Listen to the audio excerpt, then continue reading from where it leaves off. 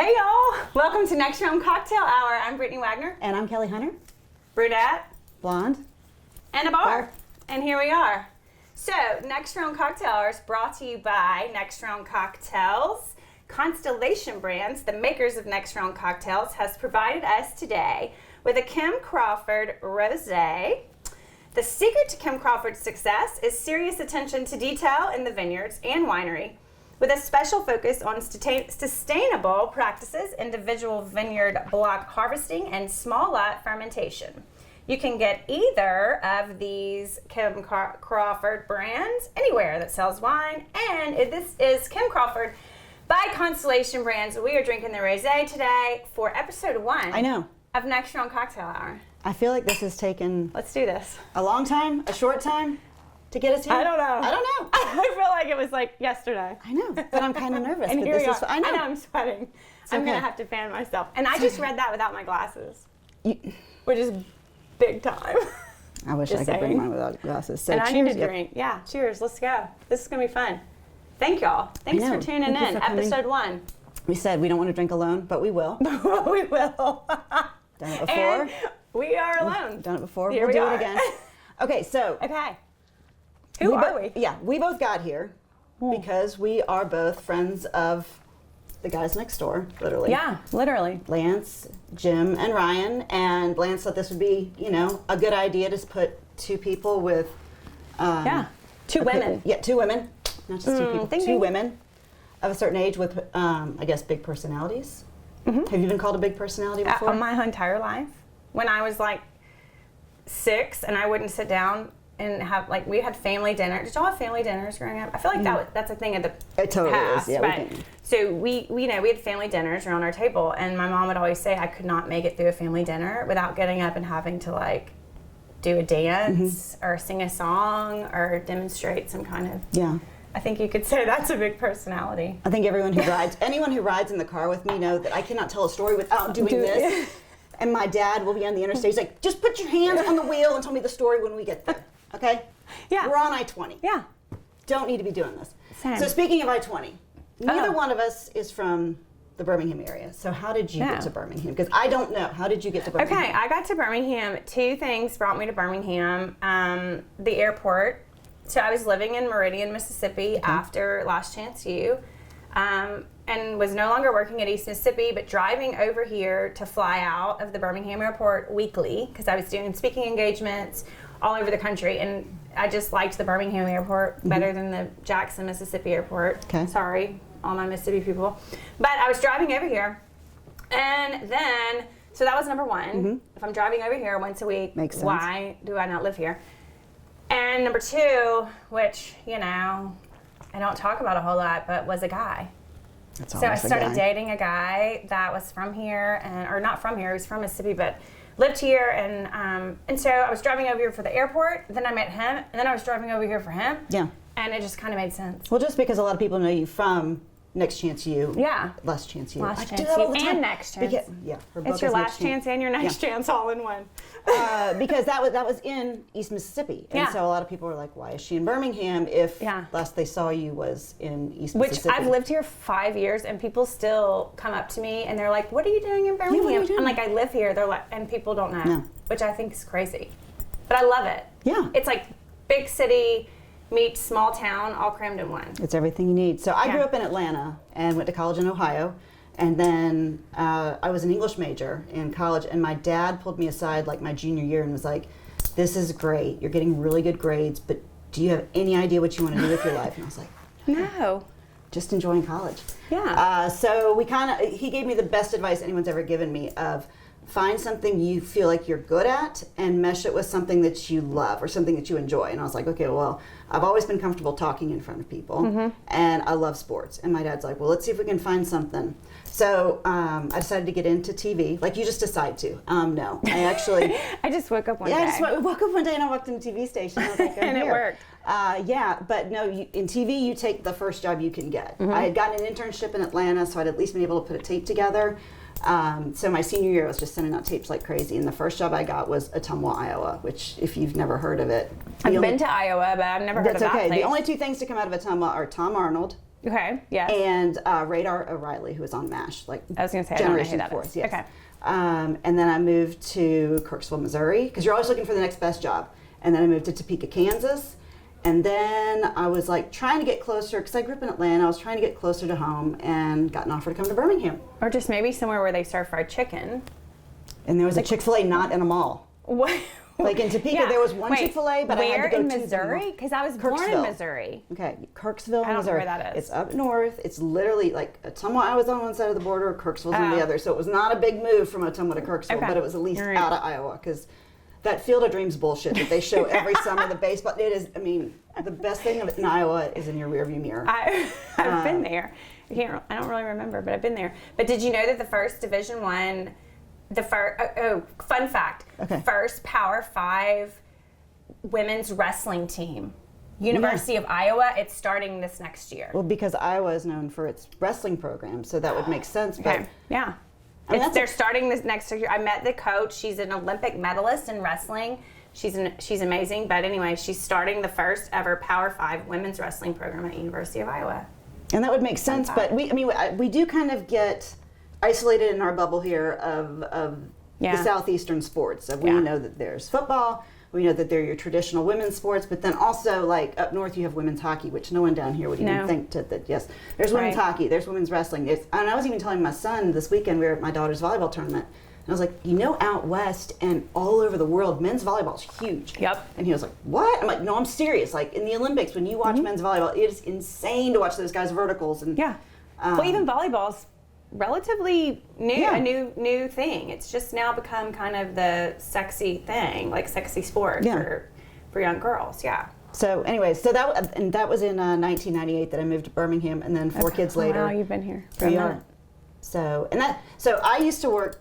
TV brought me to Birmingham, and then I did TV, and then I did radio, and I worked with Lance, and then I started having children, and that was it. And so now. And that was how many years ago? How old is your oldest child? She just turned 15. So literally 15 to what? What's the youngest? Well, I worked with Lance on Monday and then had her on Tuesday. And I remember Rockstar and Lance calling me while I was like in labor because they thought it would be hilarious. They're like, let's see if we can get her on the phone. Oh, just like a man. Mm-hmm. I was dying. But anyway, so no, I have a 15-year-old, and then we have triplets that are 11. Because if you're going to have children, just have a litter. I was going to say, at least you don't have like a 15-year-old and like a 2-year-old. No. I was like, we're gonna like do this, and you have a daughter. I have one and done. But that's all that matters. Like, I mean, and here's my philosophy on having one child. She's perfect. Mm-hmm. I mean, like, don't get a big head, because not really if you're watching this. However, she, as a baby, she was really good. Like, slept through the night, ate well. Like, she has been the easiest. People are like, oh, you've done an amazing job parenting. God's a fair guy. Not really. Second time around, it would have been like. I don't know that I'm an amazing parent. I think she just came out amazing. God has a sense of humor, and he would get me back on number 2. And that number 2 would have been just like me. Because she's just like my sister. Like, easygoing, laid back, got it all, you know, well-rounded, smart, funny, beautiful, like my sister. And then number 2 would have been like me. Yeah. Just a bitch. Yeah. Mm-hmm. So I stopped. Because God's a fair guy. Because I have awareness. Mm-hmm. And I was like, yeah, no, I'm done. Yeah, I didn't. Plus, I did not love what it did to my body. So there's a little bit of vanity in there. No, where I was like, I'm not doing that again. No, believe me. That was brutal. It's okay. 3 kids at one time will. I don't. No. Okay, so we both have a background in sports. Mm-hmm. We both have a background in being oftentimes the only female in the room. Yeah. And we're kind of used to it, which is interesting. Yeah. Because sometimes that works when you get women together that are used to just being around guys, and sometimes it's like. So I feel like we're kind of unicorns in the sense that we get along pretty well. Mm-hmm. So the number one question. I think, you know why, though? I think it's our age. That's probably it, too. There's a little bit, because I don't know that I would have been that way at a younger age. At a younger age, I think I would have been defensive, competitive, like needing to feeling like I needed to fill the space out of like the insecurity of.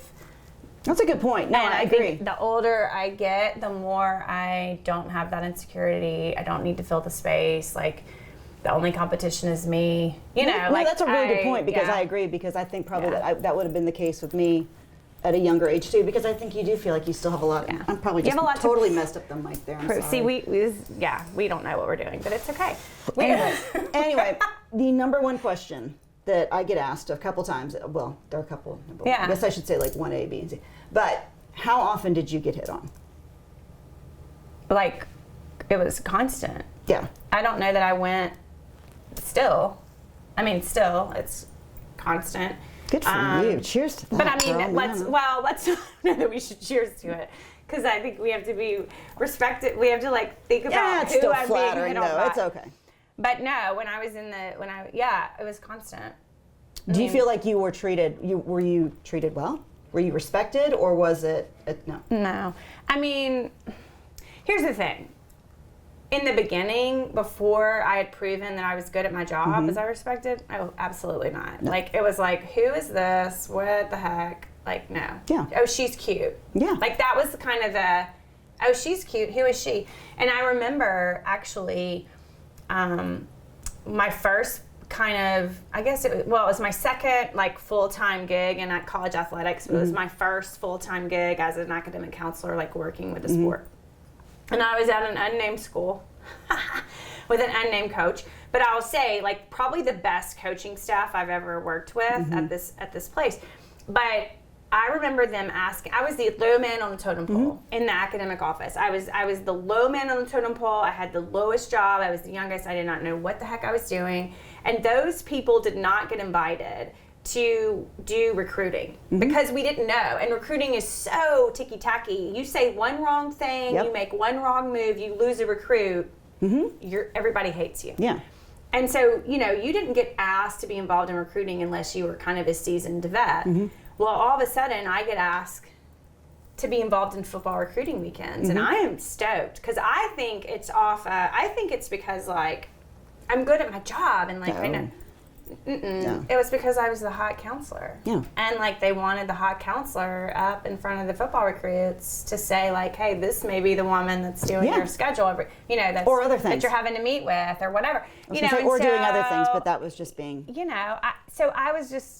but there were so many times where I would think that like people thought I was good at my job, and then I would quickly be snapped back into reality of like, oh no, Brittany, you're just the pretty face in the room. Yeah. And again, I mean, I think later on in my career though, I knew I was good at my job. Like I established myself and I knew I was good at my job. And so regardless of what everybody in the room was thinking, I would walk in with a presence. Yeah. Because I think you have to. knew that, look, y'all, you can all stare at me if you want to, but I'm fixing to blow your freaking mind, with this presentation. It's so funny because Jim Dunaway was here when I got here, and we were talking about, because Jim and I were in TV at the same time, and when you travel, you're all spending so much time together. Yeah. And so oftentimes I was the first woman that was hired in every city I ever went to work in sports at every station. Like, I was the first one. I was the first one to work at Jocks. And so I was just kind of used to it. Which there's still not a woman that works at Jocks. I know. We'll talk about that. That's another story for another time. But so I was used to it. And I tell my kids this all the time, one of my coping mechanisms was I always have a book with me. I still do. Because sometimes either they would all be talking to me or no one would be talking to me. And so what I would do is I'd have my book because no one is going to think she's anybody to talk to if you're reading a book. Because you're just they'll say, no, she's just, and Jim was like, I always was bothering you because you were reading a book. And I was like, well, it's because a lot of times, like, anybody to talk to. Wow. But by and large, most of the men I worked with were great. Yeah. So, and I brought two examples. I brought a positive and a negative example. Okay. So when I first got hired at Jocks, I was the first woman to work in sports talk radio in Birmingham, and I don't know Alabama, but so I got to work, and I went to Miami University in Oxford, Ohio. Oh yeah. So I walk into work a couple weeks in, and I have a letter in my box from the athletic director at Miami University. I didn't contact the university. I don't know how he found out. But he wrote me a letter congratulating me on breaking the barrier with all my well-deserved accolades, all that stuff. But anyways, he's like, if there's anything we can ever do, let us know. So I was like, that was like a gesture that was incredible, out of the ordinary. Yeah, because usually you're getting beaten down. and getting shamed and like told how you're not good enough, and now all of a sudden this athletic director has written you this letter. That was my positive. Yeah. Now my negative, I always say, I will protect the innocent, the guilty will hang out in public for display. So I got this in 1998, and my Great Dane liked it too. Oh wow. So when I first got here in 1998, I think I started like mid-July, and SEC Media Days, as we all know, like end of July, and it's a huge... Wait, what year was this? 1998, July 31st. This was... Sister friend, I was probably the student, like I was an intern for the SEC that worked Media Days. Okay. Probably in 98, 99. So I was the girl on like a twin set. I probably handed you your mic or something. I don't know. That's crazy. Isn't that crazy? Yeah. I was like the little lowly intern that was. Well, I wasn't much higher up because I was like the number 3 at my station. So I was getting sent to listen to Vanderbilt because each of the schools are in different rooms. Yeah. And like Alabama and Auburn and they're in the huge big conference rooms, and then like the others are in like the smaller like little suite rooms. Yeah. And so a lot of times, Mississippi State's in that room. When you're listening to someone or a coach that you're not, and your photographer's rolling, but a lot of times you're sitting there making notes on like who you listened to before, because you're trying to get your story together, you're trying to get stuff together. So I was sitting in there listening to the Vanderbilt coach at the time, who was Woody Woodenhofer. And I fully admit, I was not paying attention to what he said because I didn't really need to be. Anyway, so he stands up and he walks out, and a couple reporters from Nashville come over to me and they're like, "Do you want to have a response to what he just said?" And I was like, I really don't have anything to say, because I was like, what did he say? What did he say? I quickly like go grab my photographer and we like play it back, and to the effect, and I'm just, again, this has been almost 25 years. It said something to the effect of this new offense they were going to run. They were going to spread it around. You know, you young girl back there, you know what it's like to spread it around. And so I was like, no. So I go back to the station and I tell like my Mike Rado was our sports director, and I was like, okay, this happened. The Nashville folks were asking if I had a response. I'm going at the chain of command and I call my dad to say, hey, if something comes out. So there was an article in the Nashville Tennessean the next day. ESPN called and asked if we wanted to have it. I said, no, I don't, whatever. So I get a letter like a week later from him saying that after returning to Nashville, it was brought to his attention that a remark he made in one of the interview sessions had been interpreted as sexist and potentially embarrassing to me. I'm so glad that somebody brought it to his attention. The possibility that I may have offended anyone has been very upsetting to me. I want to assure you that I had no intent to offend or ill will by my comment and did not mean to talk down to you or your colleagues.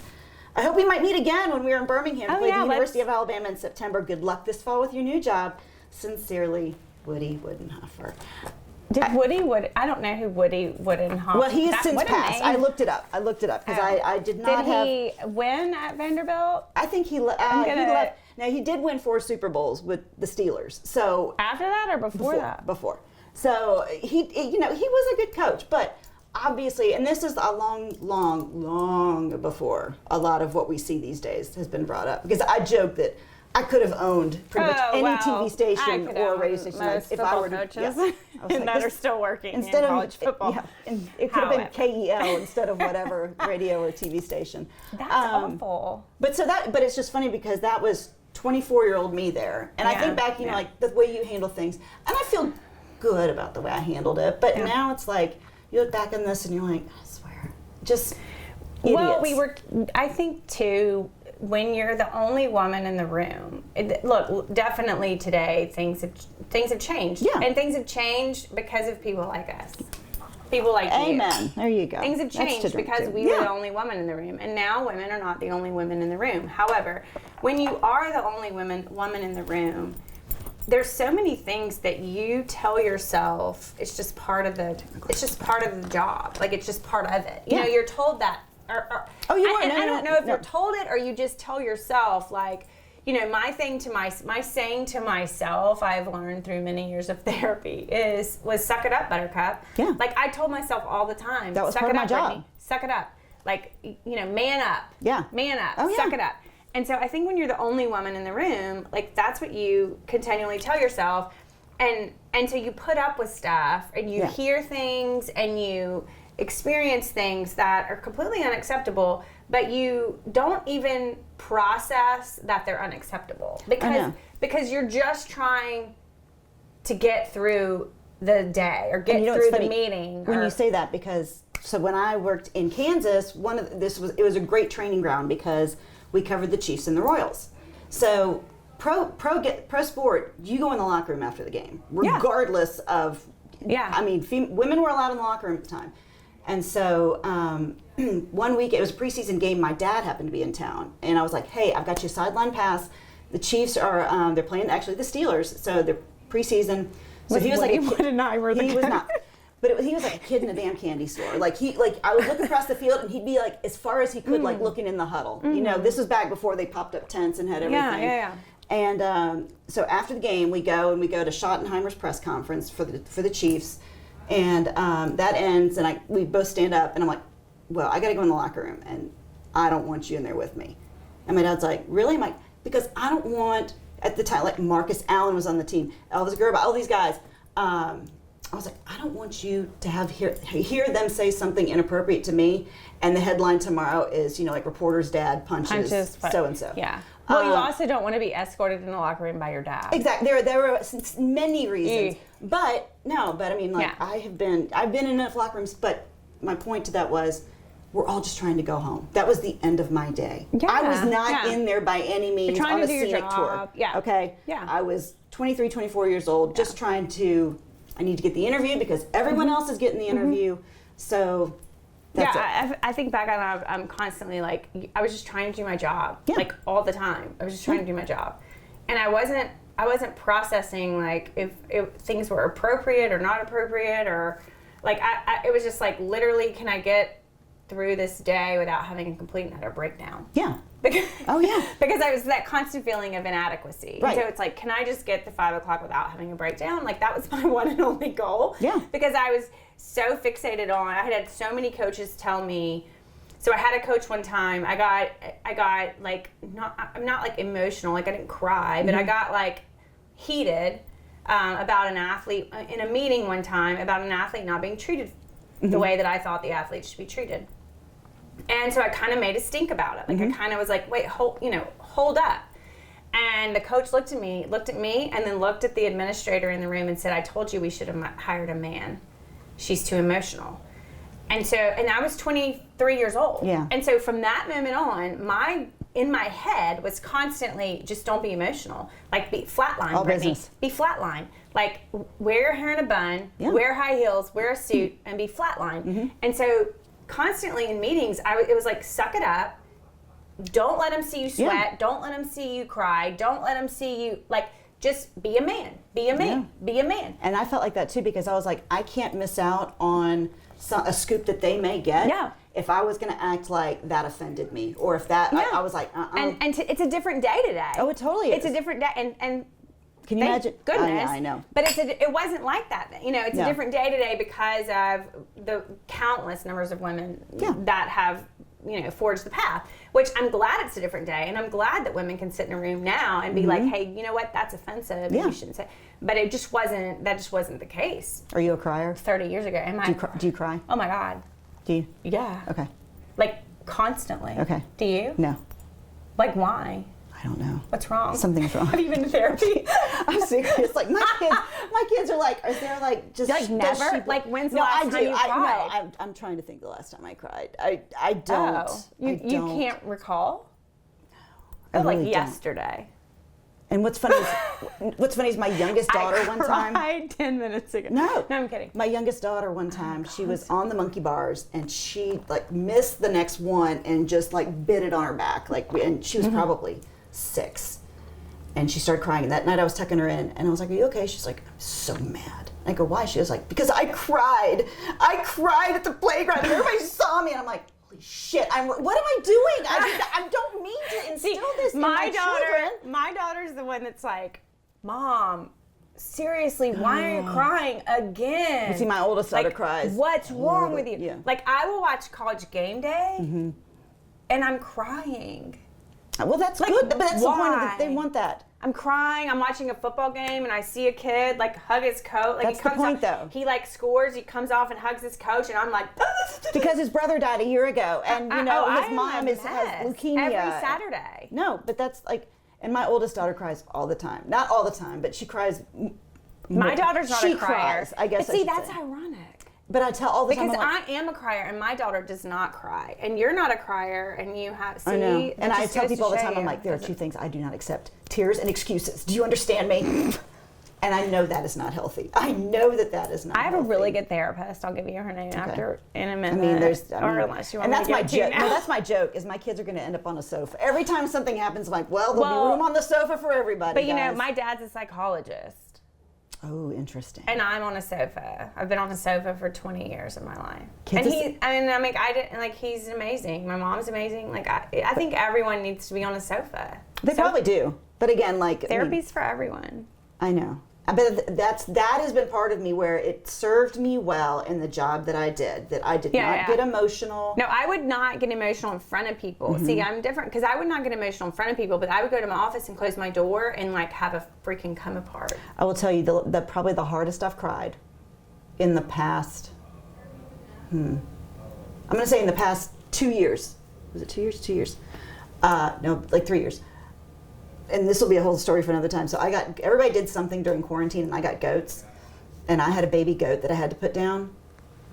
Okay, I'm gonna drink so I don't have a cried reaction. so hard, and I'm like, and I had like that splitting headache. I'm like, this is why people don't cry, is because you get this freaking headache, and this is, oh my gosh, like people were over a goat? I had a friend send us a gift basket because I was so hysterical over this baby goat. My husband said, you will not cry a fourth of that for me when I go. I'm like, well, are you a baby goat? I don't think so.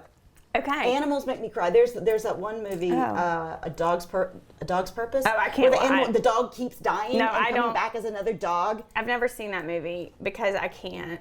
I can't do that. Like I would be. Do you understand? Like Coca-Cola commercials make me cry. Like Anheuser-Busch makes me cry when the horses come out. So if I watched A Dog's Purpose, I would be in the fetal position of my floor. So like, 3 of my children and my husband were sitting on one part of the sofa going, what's he going to come back as next? And then my other son and I are just like, this is the worst. Turn this off. I won't even watch it. I won't watch that, and I won't watch Marley and Me because I think it's similar. No animal movies. No, I can't do it. I will say that's the one thing that gets to me. Okay. Do you know what else gets to some people? What? Flowers. That's such a good segue. Flowers. Look at me knowing that word. I know. Because I don't. Oh shit! You can't find your glasses. Well, do you want mine? Wait, I found them. I found them because there's no you would have to hold that over there for me to be like, girl, I know. Okay, because you know what? Okay. If you're not buying your girl flowers, someone else is. I buy my own flowers. Blakelee's Bouquets. I do.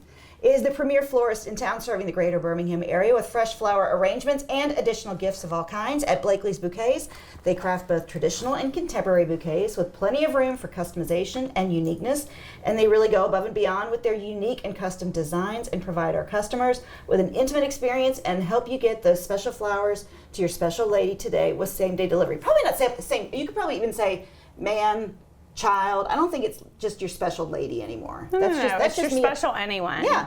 I may call and order them for myself. Don't let someone else get your special someone. Will do that. Call Blakelee's Bouquets to get something special delivered to them today with their speedy same-day delivery. Order online at blakeleysbouquets.com. Yeah. Or over the phone at 205-579-4900 or in person at the full-service flower shop on Oxmoor Road.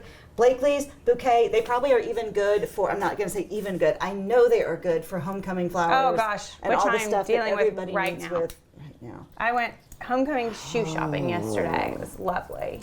I will tell you. Thank you, DSW. My oldest daughter is over 6 feet tall, and we need more tranny shops here in Birmingham to be able to get her shoes. Like everything's a hill, man. Well, and try and find size 11s that look like that. So I was like, we need more tranny shops in Birmingham in order to get proper shoes for a tall. And also dresses that are longer. I do not understand how girls walk up and down the stadium stairs. It's a hoo-ha flash. Well, I'm a hoo-ha flash today, so I can't talk about it. Asked a girl, I'm too old to be a hoo-ha. I asked someone, I'm like, what do you? She's like, you kind of tuck. I also and I'm like, well, how do you sit down? probably. I'm camera's feeling far this, enough. and I'm like, golly. The camera's far enough away that it doesn't. The things. No.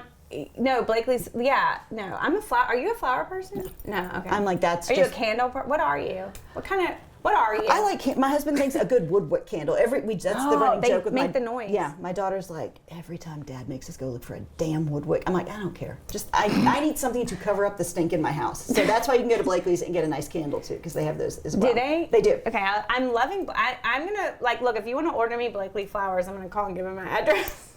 But no, I'm loving send them to Brittany. The reason we don't have flowers today is because I took them home. You took them home on Friday when we were up here. I took them home, hanging out and with the boys. they're currently in my house. They look lovely. It looks like somebody likes me and sent me flowers. No, I did. I think it's the act of like when you receive them like at work in front of other people, and you're like. No, I buy myself the 3 for $12 at Do Publix. you give your daughter some on Valentine's Day? I make my husband do I'm that. like a flower. I love fresh flowers. I just love having them. Our mutual friend does that. I love having them throughout my house. I love candles. I love essential oils. Like there's just a few things. You're not in essential oils to put them on your feet and stuff, are you? Love. Are you one of those people? I put them on sometimes when I get super stressed, I do. Okay. Now, and that's funny. I learned that from Netflix, from Last Chance Okay. U. So my sound tech, the whole crew is from LA. The guy who touched and felt you? Yeah, the guy who felt me up daily. I mean, not inappropriately. No. To put a mic on. I love him. Yeah. Not in that way. No, but to Don't put mics on women, there has They got have to touch you. That is going to be my Hey Sharks. Yeah. I've got an idea here. Yeah. One of my many. But they, no, but he was from LA, and this was 6 years ago when essential oils had not quite made it down to the South. And so his wife would mail essential oils down to Scuba, and he would put them in my office because he could witness my stress level. And he'd be like, okay, just put them on put them right here, put them right here, put them under your nose, and then you just breathe. And oh my God. And so I fell in love. And now in my office currently today, I have an essential oil machine, and I constantly have I know. the essential oils going. Mainly because I see in my family like as they spill all over. And so now we have lavender heavy duty in this one spot. So there's a lot of reasons why I don't have stuff like that. You can stand in that spot and be relaxed. Oh my gosh. I was just at the dog park telling people last night because they were complaining about their dog having diarrhea. And I go, that's why I had outdoor rugs in my house, because if the dog had diarrhea, I just I carpet cleaned yesterday. Hose it down. I carpet cleaned yesterday, actually, because my puppy pees all over and chews up all my shit. Okay, so that brings us to our mystery question. I'm scared of this mystery question. The mystery question's good stuff. So we're gonna do someone's calling her, by the way. Calling, yeah. It's probably one of her 4 kids, or maybe her husband. I don't know, but no one's calling me. Why didn't anyone come pick me up? Note to self: no one's calling me. Okay. We have a mystery question, which I don't know if I'm gonna like. No, this part of the show. funny. No, it's funny because someone posed it to me last night. I'm like, Okay. this is a good mystery question. All right. Okay. You are at the dog park or wherever you walk your dog. Oh well. No one else is in the dog park. Okay. Do you pick up after your dog? Oh shit! No. I don't either. I said that too. And everybody just started dying laughing. I don't was know. like, no because, okay, you know what? Okay. This is a pet peeve. I'm a believer in foul territory. Like, if that's in foul ground over in the monkey grass or where somebody's not going to walk, if you're going to step on it. I have strong feelings about this whole poop in the yard thing. Well, okay. When you were little, when you were 10, 15. Oh, I ran through dog poop, I felt like all the time. Did you walk your dog in your neighborhood? Did we have poop doggy bags back then? That's when people still chain their dogs up. Did anyone pick their poop up? No, that's when people still would have a chain tied to a Are we tree. still here and perfectly fine? What is this? Like, we used to, dogs are human creature, like, not humans, but they're creatures. They're animals. Like, they poop. They're one of God's special creatures. And we used creatures. to walk them for the purpose of them pooping. And they would poop, and you would keep walking. And no one would post that shit on social media. Or have signs in their yard. I don't know how you can, how do you control your dog from peeing in a yard? That's what I don't understand. Do you know what, that's funny? It's my pretentious ass neighborhood. I'm sorry. They have a Facebook. We have a Facebook, whatever. You know, there's that app next door. People post constantly. People literally walk outside their homes and take a picture of the poop in their yard and post it on Facebook and say, like, whose dog shit in my yard? I don't, like, does each dog have a different shit imprint? I don't know. Anyway. What's your address? I'm going to bring my dog by. I don't want to see the shit when I get on Facebook, number one. Number two, why are you walking around you need a job and something to do. If you have time to walk around your yard and look for the dog shit that is in your yard, you need, like, I can give you a to-do list at any moment. Yeah. Come on down to 313. I got you. Okay. And then I'm like, what do you want to have? Do you think that when you post the sign in your yard, the dog reads it? Like, no. Dogs, like, are we... Especially the peeing. I understand pooping, like, because some people... I'm not like that in my yard. I just don't walk in I just don't walk in the swath of yard that's close to the street. That's fine, in bare feet. But I don't know how you control a dog peeing. That's the point of walking a dog. So I'm not picky. This is my really good. I don't walk my dog, but anyway. My one really good neighborhood Facebook post. Jesus. It wasn't even in my neighborhood, actually. I was dropping my daughter off at a friend's house, and they lived in a gated neighborhood. And like now, they have. That's your first problem. Well, so you know how that now it's like they can send you like a code, and you just hold it up to the little thing, and it lets you in. Yeah. So we're driving up, and I'm like, "Has she sent you the code?" And she's like, "No, not yet." I was like, "Okay." Well, we pull up, and there's a car in front of us, and the gate opens, and the car drives through, and I drive through. Well, this gate was not like... Oh, no. Okay, so this is in my big old Buster car. It comes down on top of my car. Not only does it come down on top of my car, the arm falls off of the controller thing and like falls down on the side of the road. And my one son and I just started dying laughing, and a little piece of my daughter died that day because she was mortified, like just terrified. So I was like, well, we're just going to keep going. So we drove off and we dropped my daughter off at the place where she needed to go, and we come back and it's gone. Like, I don't know, like, I think kids probably must have picked it up and were like, like jousting on their bikes with it or something. So I get home and I tell my husband this. He's like, like the neighborhood Facebook page is like blowing pictures. Their picture, they've got this white Yukon XL. You. And I'm like, well, dude, okay, I'm going to then, I was like, I'm going to call Alexander Shannara. I'm going to tell him that's why my neck hurts or something, because that gate came down on top of my car. I can't believe it came down on your car. Well, so come to find out, my daughter tells the family that she was going to see, and they're like, oh, your mom got lightsabered. I'm like, there's a name for it. I'm not the only one that's ever done this. I got lightsabered. It fell off on the ground. That neighborhood, that HOA is evidently paying for a new arm on their gate. That's never happened to me, but here's why that's never happened to me. I don't go into gated communities. I don't either. That's why they have gates. It's to keep people like us. If you live in a gated community, I'm like, yeah, I'm out. I don't feel like we're going to get along. No. Okay, so. Are we over? I think we've... Was that it? That's episode 1? That's episode 1. So holy shit, that was fun and harmless. I know. So see, cheers. Congratulations. Hey.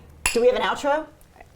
Oh, we're supposed to. Yes. Do we remember? No, I was going to say, no, we need to obviously thank Next Round Cocktails for bringing this. And all you have to do is Blakelee's Bouquets. Click, subscribe. I need to thank the nice people at Fabric for helping me pull together an outfit, because I am terrible at it. No. They have the great clear bags, the beaded, the bags that you need to go to the games. They've got really cool beaded, like orange and blue and red and gold, no, red and silver. Or red and white. Red and whatever. For crimson, yes. Roll Tide. Yes. And then also they're wonderful. Fabric and Homewood will help you pull together a game day outfit and everything else that you need. So we want to thank Next Round Cocktails. Blakelee's. Yes. Blakelee's Bouquets. Yes. And I'm Kelly Hunter. I'm Brittany Wagner. And we'll see you next Tuesday. Next Tuesday.